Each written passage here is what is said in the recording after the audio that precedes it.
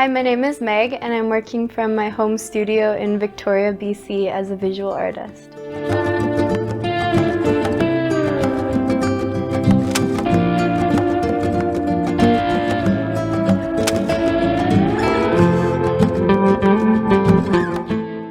When I was 14, I started getting into art more seriously, and I found, even though I wasn't skilled at all, the fulfillment I found from creating has lasted me throughout the years, and it's just grown into a lifelong love of mine. Primarily I do painting and drawing. I also love creating photographs and putting them into zines as well. And I also love doing sculpture when I get a chance to do sculptural as well. And I've always been drawn to a connection with something outside of myself. And as a child, I found myself always dreaming of a deeper connection. And through art, I've really found a sense of connection to whatever it is that I'm looking for.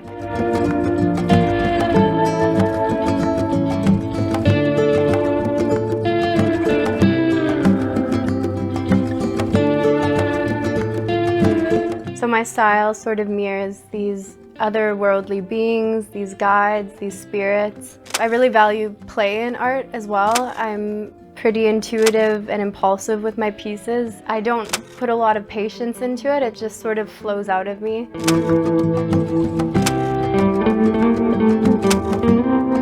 I also love doing photographs and creating overlapped kind of dreamscapes as well. I really enjoy creating these visuals.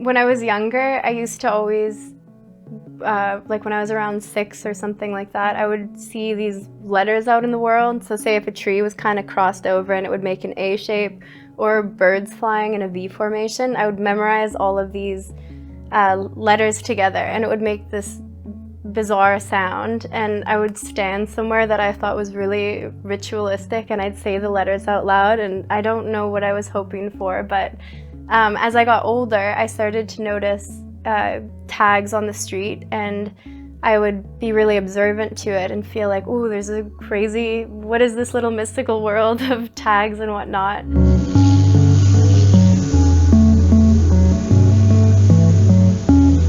A lot of the spirits that I like to make have a lot of motherly essence to them, and they're oftentimes these withholders, these birds with really big wings, and I like to think of them as these spirits that just sort of embody a break and allow a stranger to feel a sense of comfort or care for a moment. I think I like having a little bit of the trickster essence in my practice as well.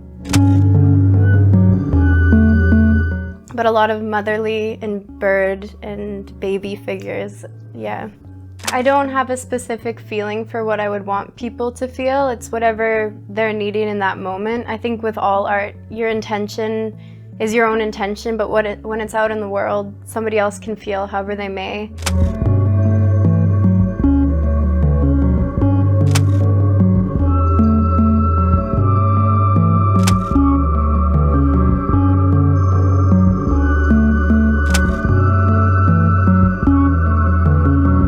I really appreciated going to art school because it makes you think about the world entirely different.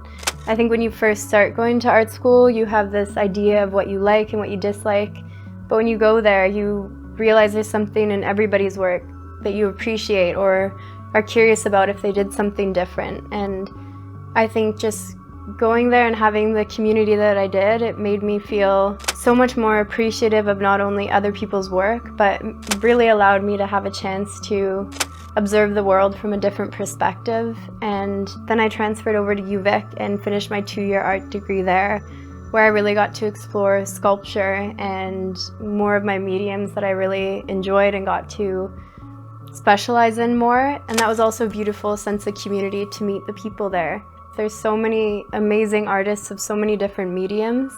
When you see somebody else's art and connect to it, it feels like there's a silent understanding between you and the artist. And I've really found that through artists that I don't even share the same medium with.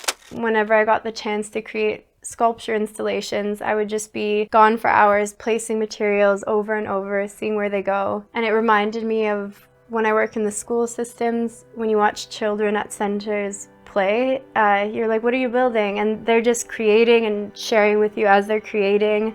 And I really felt like that when I create sculpture. It's just, I don't know what's going to happen next, but this whole world is in front of me and I'm a part of it, but it's not to do with me. So I think that all of those energies of play are really important within any art practice. And when I create sculptures, I really enjoy industrial material or found objects. There's something so mystical about the forgotten items, and there's something really gritty about it, but it's very sacred as it is. I really like this area of town. I particularly really like this scrap metal yard behind me.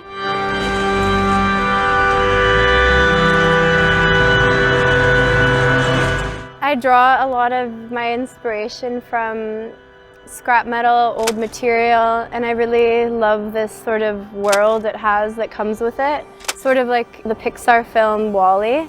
I'm not entirely certain why I feel so drawn to this area, but there's some type of strange magic associated with the scrap metal yard.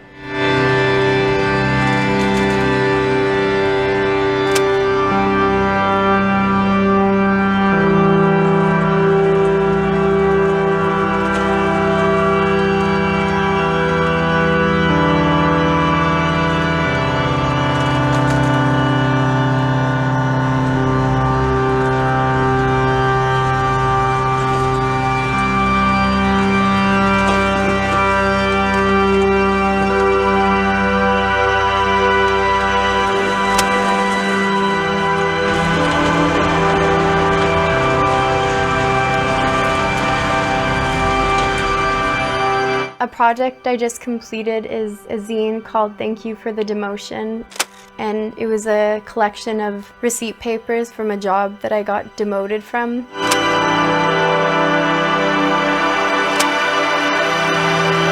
I was at the job for about 3 years and it was a beautiful job.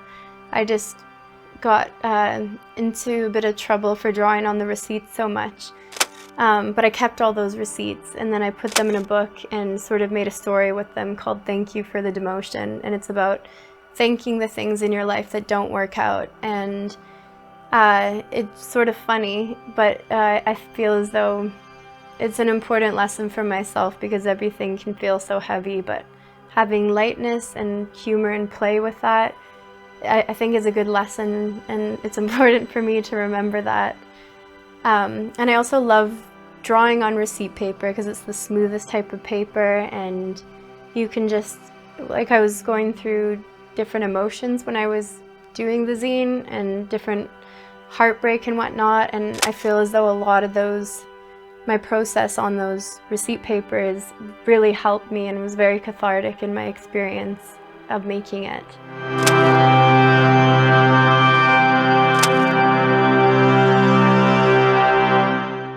Where I did my first larger scale painting was in the storm drains in Victoria, and it was one of my happiest moments. My friend and I had spent a while trying to find them. I felt so happy even if no one would see the piece. It was the first time I was able to do this spirit essentially. And then 2 weeks later I went traveling and I wanted to continue painting and doing larger scale murals, and I would just go up to people in restaurants and cafes and say, I'm an artist because I painted in this storm drain. Can I please paint in your cafe and whatnot? And I never felt I was a skilled painter, and I don't believe I'm super skilled in that way. I don't really understand color theory and whatnot, but I just kept, I guess, going into character and being like, I can do it and I'm not gonna stop until I like the piece. So I ended up traveling and just painting in exchange for food and in exchange for places to stay, and I ended up meeting such a beautiful group of people along the way. That first experience of painting in the tunnel is my first feeling of success.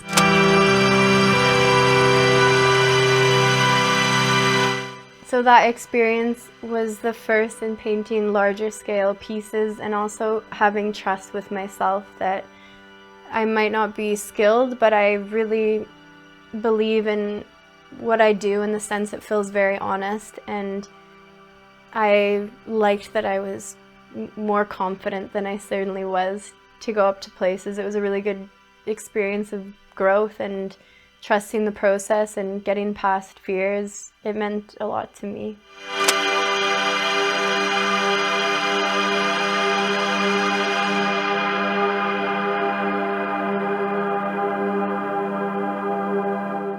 I think as an artist, I don't ever feel it's about money, and I think a lot of artists also feel that because you don't make a lot of money.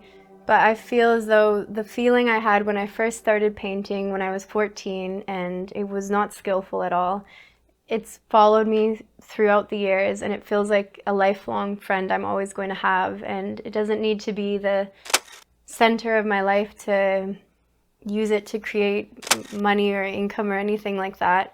But it feels like a place I can always come to, and it's grounding, and I'm happy to be able to create throughout my life, no matter what that looks like. I think in general, everybody's life can have such heaviness to it, and if you integrate play and a sense of impulsiveness in what you create, or, you know, think like a kid, have a sense of wonder and curiosity, no matter what you're doing, even if it's not technically art related, I think play really allows the lightness of life to come through. When I do photography, I really like looking at the human body and being able to visually depict an emotion through physical form, doing double exposed photographs, placing bodies on top of one another to create a new image entirely, in hopes that it conveys an inner emotion through form.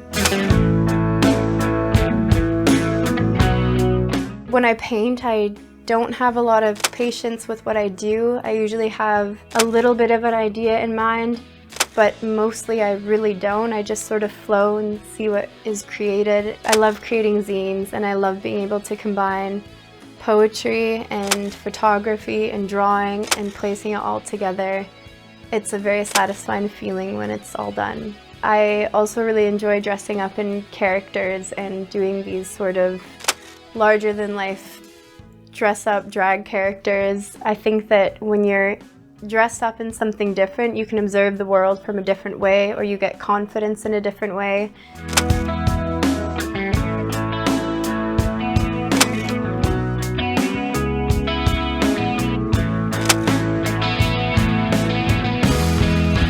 I think when I was younger, I really valued people who were outgoing and looked up to them, and I was a shyer kid. So I would put this character forward, and I felt like I could say or do anything.